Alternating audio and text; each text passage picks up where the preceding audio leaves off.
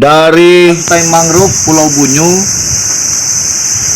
kami mengucapkan selamat pagi, salam damai sejahtera buat kita semua sahabat Morning Call GPB. Saya Pendeta Ivan Dinamika, Ketua Majelis Jemaat GPB Fata Bunyu, hendak menyapa sahabat Morning Call melalui pembacaan firman dan perenungannya pada pagi hari ini, Jumat 2 Desember 2022.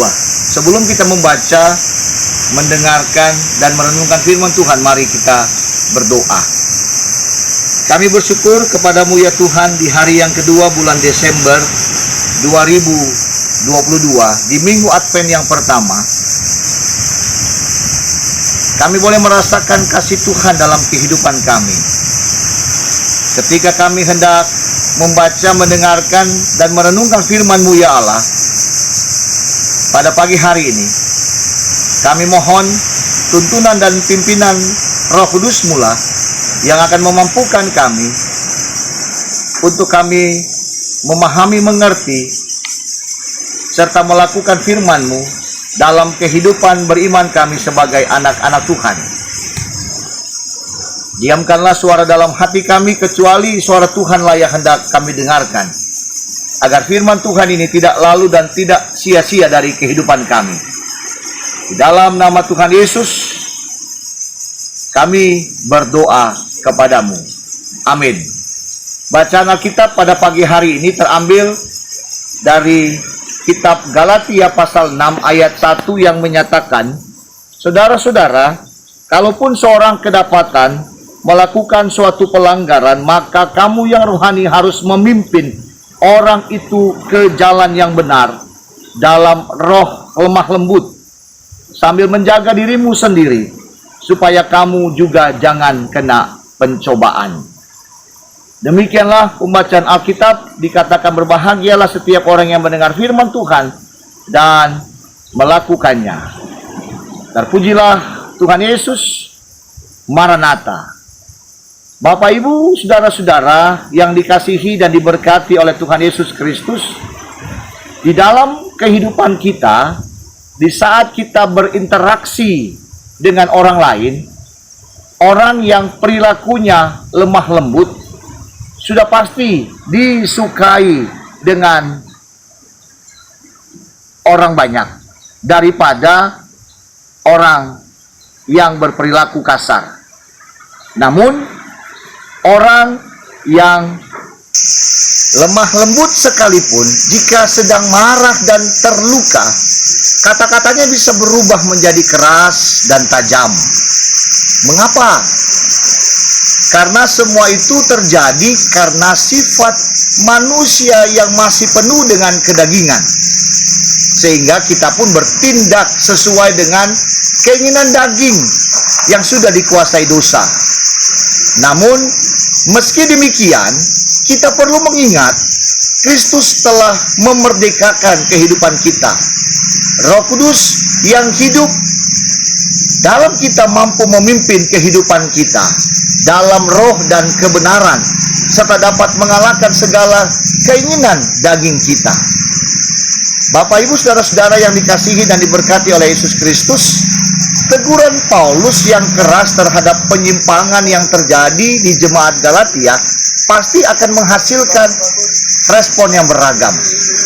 Ada yang disadarkan atas kesalahannya, dan yang mereka lakukan adalah berduka cita dan hendak bertobat.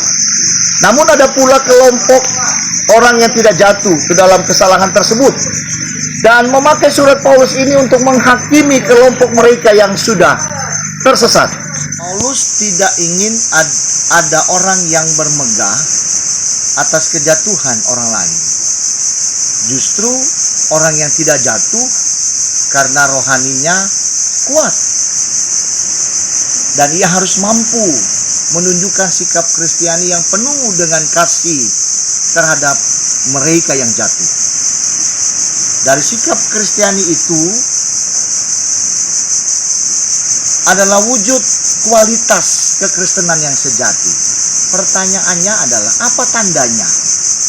Pertama, ia tidak akan menghakimi saudara yang sedang jatuh. Sebaliknya ia akan mengampuni dan mengangkatnya. Ini adalah sikap yang meneladani Kristus Yesus. Kedua, ia menyadari diri juga lemah lembut dan bisa jatuh, sehingga akan selalu berjaga-jaga agar tidak jatuh. Dengan kesadaran seperti itu, terbangunlah sikap saling menolong di antara sesama anak Tuhan. Ketiga, ia tidak menilai diri dengan memakai standar manusia, melainkan standar firman Tuhan. Keempat, ia akan rendah hati menerima teguran firman Tuhan karena kesalahannya dan bersikap hormat kepada yang menegur dengan kasih. Paulus juga terus mendorong supaya orang yang jatuh cepat bertobat karena Allah tidak dapat dipermainkan. Akhirnya Paulus juga menasihati jemaat Galatia agar terus-menerus mewujudkan karakter ilahi mereka dengan perbuatan-perbuatan yang baik dan menjadi berkat. Bapak, Ibu, saudara-saudara, sahabat Morning Call yang dikasihi dan diberkati oleh Yesus Kristus, saat kita menyerahkan kendali hidup kita kepada Roh Kudus dan mengalami kepenuhannya dari waktu ke waktu, buah roh itu akan muncul dalam kehidupan kita sebagai umat ciptaannya. Salah satunya adalah buah roh lemah lembut.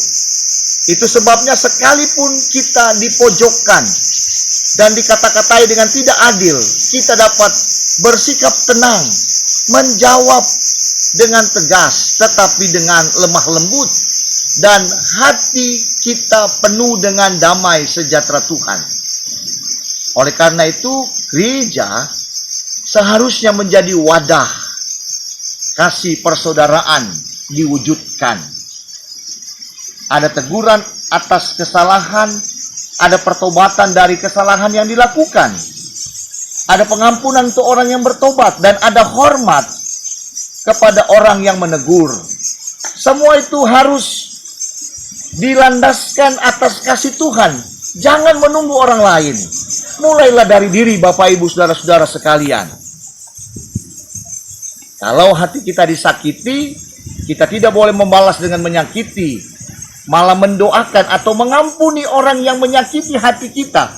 Hari ini, marilah kita menjadi pribadi yang lemah lembut, yang menjadi berkat bagi sesama manusia.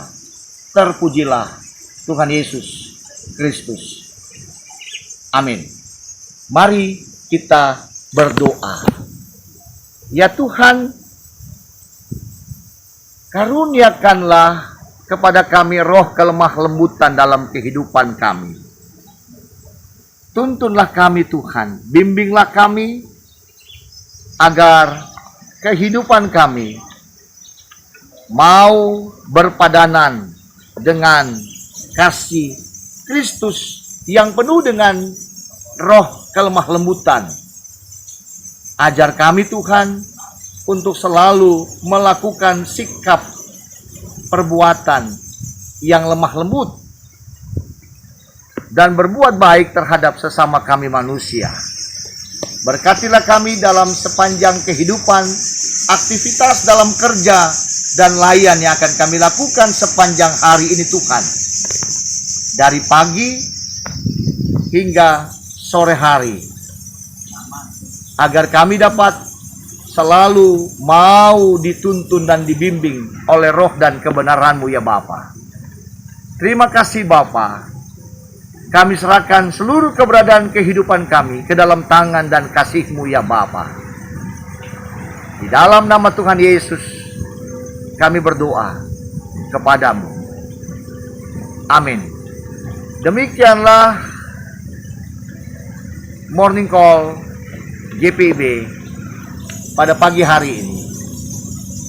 Kiranya kasih dan setia Tuhan akan terus memelihara kita, menuntun dan membimbing kita, memampukan kita dalam melaksanakan seluruh aktivitas kita sepanjang hari ini. Bahkan terus menunjukkan roh lemah lembut dalam kehidupan sebagai anak-anak Tuhan. Shalom.